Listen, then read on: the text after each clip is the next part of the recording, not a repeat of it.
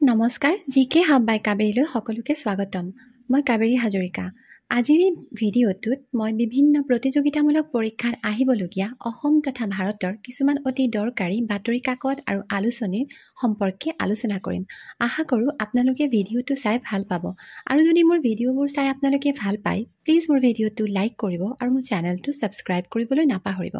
আহক আমি ভিডিঅ'টো আৰম্ভ কৰোঁ question number 1 Which of the following is the first newspaper of India? তলত দিয়া বাতৰি কাকতবোৰৰ ভিতৰত কোনখন বাতৰি কাকত ভাৰতৰ প্ৰথম বাতৰি কাকত? অপচনবোৰ হৈছে option A the Bengal Gazette, option B the India Gazette, option C Amrita Bazar Patrika, option D Hindu Patriot আৰু শুদ্ধ উত্তৰটো হৈছে option A the Bengal Gazette. The first newspaper in India, the Bengal Gazette, was published in Calcutta in 1780. It was founded by James Augustus Hickey. It was also known as Hickey's Bengal Gazette or the original Calcutta General Advisor. It was an English language weekly newspaper. ভাৰতৰ প্ৰথমখন বাতৰি কাকত the Bengal gadget 1780 চনত কলিকতাৰ পৰা প্ৰকাশিত হৈছিল আৰু এইখন প্ৰকাশ কৰিছিলে জেমছ অগষ্টাছ হিকিয়ে আৰু এই বেংগল গেজেটক হিকিজ বেংগল গেজেট বুলিও জনা যায় আৰু লগতে অৰিজিনেল কেলকাতা জেনেৰেল এডভাইজাৰ বুলিও জনা যায় আৰু এইখন হৈছিলে ইংৰাজী ভাষাত প্ৰকাশিত এখন সাপ্তাহিক বাতৰি কাকত next question who was the first editor of the Amrita Bazar Patrika অমৃত বাজাৰ পত্ৰিকাৰ প্ৰথমজন সম্পাদক কোন আছিলে অপচনবোৰ হৈছে option A Shambhu Chandra Mukhopadhyay option B Shirish Kumar Ghosh option C Raja Rammohan Roy আৰু অপচন ডি গিৰীশ চন্দ্ৰ ঘোষ আৰু শুদ্ধ উত্তৰটো হৈছে শিৰীষ কুমাৰ ঘোষ অমৃত বাজাৰ পত্ৰিকা was started in 20th February 1868 by two brothers শিৰীষ Kumar Ghosh and Motilal Ghosh অমৃত বাজাৰ পত্ৰিকা কাকতখন 1868 চনৰ 20 ফেব্ৰুৱাৰীত দুজন ভাই ককাই অৰ্থাৎ ককাই ভাই প্ৰকাশ কৰিছিল আৰু তেওঁলোকৰ নাম আছিল শিৰীষ কুমাৰ ঘোষ আৰু Motilal Ghosh next question Who of the following is known as the father of Indian newspaper? তলত দিয়া ব্যক্তিজনৰ ভিতৰত কোনজনক ভাৰতীয় বাতৰি কাকতৰ পিতৃস্বৰূপ বুলি জনা যায় অপচনবোৰ হৈছে option A Shirish Kumar Ghosh option B Raja Rammohan Roy option C James Augustus Hicky option D Motilal Ghosh আৰু শুদ্ধ উত্তৰটো হৈছে option C James Augustus Hicky James Augustus Hickey is known as the father of the Indian journalism. He launched India's first newspaper, the Bengal Gazette, in 1780. James Augustus Hickey ভাৰতীয় সংবাদ মাধ্যমৰ জনক বুলিও কোৱা হয় পিতৃস্বৰূপ বুলিও কোৱা হয় আৰু তেওঁ বেংগল গেজেট নামৰ কাকতখন 1780 চনত প্ৰকাশ কৰিছিলে next question Which of the following is the first monthly newspaper magazine of Assam? তলত দিয়াবোৰৰ ভিতৰত কোনখন অসমৰ প্ৰথমখন মাহেকীয়া নিউজপেপাৰ মেগাজিন অপচনবোৰ হৈছে option A Jonaki option B Orunodoi option C the Assam Tribune option D Ajir Asom আৰু শুদ্ধ উত্তৰটো হৈছে option B Orunodoi The first Assamese newspaper magazine Arunodai was published monthly from Shivsagar, Assam in 1846. অসমৰ প্ৰথমখন newspaper magazine Orunodoi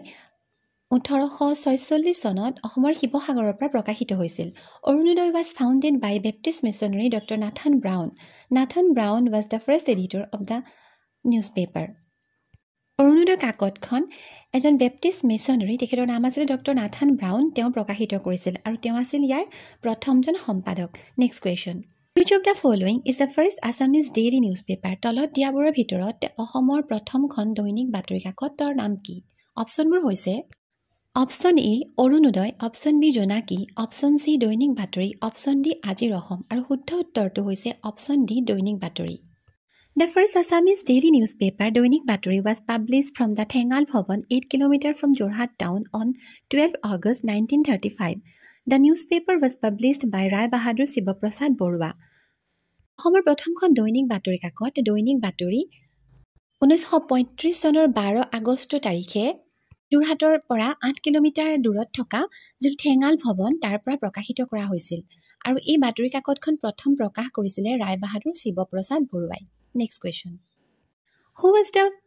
first editor of the first Assamese daily newspaper? অসমৰ প্ৰথমখন দৈনিক বাতৰি কাকত দৈনিক বাতৰি তাৰ প্ৰথমজন সম্পাদক কোন অপশ্যনবোৰ হৈছে option A Shivaprasad Barua option B Nilmani Phukan option C Lakshminath Bezbaroa option D Jugal Das আৰু শুদ্ধ উত্তৰটো হৈছে option B Nilmani Phukan Nilmani Phukan Senior was the first editor of the first daily newspaper, Doinik Baturi. Nilamani Fukon is also known as Bagmi Bor and Koka. Nilmoni Phukan জ্যেষ্ঠ তেওঁ হৈছে অসমৰ প্ৰথম যিখন দৈনিক বাতৰি কাকত দৈনিক বাতৰি প্ৰথমজন সম্পাদক আৰু নীলমণি ফুকন দেৱক সকলোৱে বাগ্মী বৰ আৰু ককা বুলিও জানে next question Which of the following was the second Assamese newspaper তলত দিয়াবোৰৰ ভিতৰত অসমৰ দ্বিতীয়খন বাতৰি কাকতৰ নাম কি অপশ্যনবোৰ হৈছে অপশ্যন এ দৈনিক বাতৰি option B the Assam Bilasini option C Jonaki option D Ajir Asom আৰু শুদ্ধ উত্তৰটো হৈছে option B the Assam Bilasini the Assam Bilasini was published in 1871 The journal was helmed by Dattadev Goswami and Sridhar Oja and it provided a platform for the growth of literature in the local language. Asam Bilasini নামৰ যিখন কাকত এইখন 1871 চনত প্ৰকাশিত হৈছিল এইখন প্ৰকাশ কৰাত সহায় কৰিছিল দত্তদেৱ গোস্বামী আৰু শ্ৰীধৰ ওজাদেৱে আৰু এই কাকতখনৰ জৰিয়তে অসমীয়া ভাষা সাহিত্যৰ যথেষ্ট বিকাশ সাধন হৈছিল অৰ্থাৎ এই কাকতখনৰ জৰিয়তে বহুতে ইয়াত তেওঁলোকৰ প্ৰবন্ধ লেখা আদিবোৰ প্ৰকাশ কৰিছিল next question Assam Mihir was the first weekly newspaper in Assam. It was first published in which of the following year? Assam Mihir হৈছে অসমৰ প্ৰথমখন সাপ্তাহিক বাতৰি কাকত আৰু এই কাকতখন তলত দিয়া কোনটো চনত প্ৰথম প্ৰকাশ কৰা হৈছিল অপশ্যনবোৰ হৈছে option A 1871 option B 1872 option C 1873 option D 1874 আৰু শুদ্ধ উত্তৰটো হৈছে option B 1872 It was first published in 1872 at the Siddhananda Press Guwahati and was first written in Bengali. এই কাকতখন পোনপ্ৰথমবাৰৰ বাবে গুৱাহাটীৰ থকা সিদ্ধানন্দ যিটো প্ৰেছ তাৰ পৰা 1872 চনত প্ৰকাশিত কৰা হৈছিল আৰু এইখন প্ৰথমতে বেংগলী ভাষাত বঙালী ভাষাত লিখা হৈছিল but subsequently in Bengali and English আৰু পিছৰ পৰ্যায়লৈ এই কাকতখন বেংগলী আৰু লগতে ইংৰাজী দুইটা ভাষাতে প্ৰকাশিত হৈছিল It was discontinued in 1873 for want of sufficient support কিন্তু 1873 চনত দৰকাৰী সহযোগিতাৰ অভাৱত এই কাকতখনৰ প্ৰকাশ বন্ধ হৈ গৈছিল next question Who of the following was the first chief editor of the Assamese magazine Prantik তলত দিয়া ব্যক্তিসকলৰ ভিতৰত কোনজন ব্যক্তি অসমীয়া যিখন আলোচনী প্ৰান্তিক তাৰ মুখ্য সম্পাদক অপশ্যনবোৰ হৈছে option A Bhabendranath Saikia option B Biranchi Kumar Barua option C Nathan Brown option D Nilmoni Phukan junior আৰু শুদ্ধ উত্তৰটো হৈছে option A Bhabendranath Saikia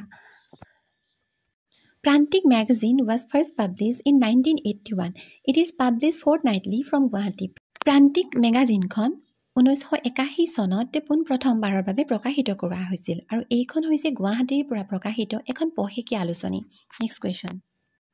Who of the following is the first editor of Jonaki? তলত দিয়া ব্যক্তিসকলৰ ভিতৰত কোনজন ব্যক্তি জোনাকী কাকতৰ প্ৰথম সম্পাদক অপশ্যনবোৰ হৈছে option A Nalinibala Devi option B Chandrakumar Agarwala option C Shivaprasad Barua option D Lakshminath Bezbaroa আৰু শুদ্ধ উত্তৰটো হৈছে option B Chandrakumar Agarwala Junaki Moonlight was an Assamese language magazine first published from Calcutta on 9 February 1889. It was the mouthpiece of the then Assamese Literary Society Asamiya ভাষাৰ Unnati Sadhini Sabha Chandrakumar Agarwala was its first editor. Jonaki কাকতখনক Moonlight বুলিও কোৱা হয় আৰু এইখন এখন অসমীয়া ভাষাৰ আলোচনী আৰু ইয়াক প্ৰথম প্ৰকাশিত কৰা হৈছিল 1889 চনৰ 9 ফেব্ৰুৱাৰী তাৰিখে কলিকতাৰ পৰা আৰু এই কাকতখন সেই সময়ত যেটো কলিকতাত থকা আসাম লিটাৰেৰী সোসাইটি সেই লিটাৰেৰী সোসাইটিৰ এখন মুখপাত্ৰ আছিল অৰ্থাৎ এই কাকতখনৰ জৰিয়তে তেওঁলোকে তেওঁলোকৰ উদ্দেশ্য আদিবোৰ প্ৰকাশ কৰিছিল আৰু পিছতে সেই আসাম লিটাৰেৰী সোসাইটি পিছলৈ গৈ অসমীয়া ভাষাৰ উন্নতি সাধিনী সভালৈ পৰিণত হয় আৰু চন্দ্ৰকুমাৰ আগৰৱালা আছিল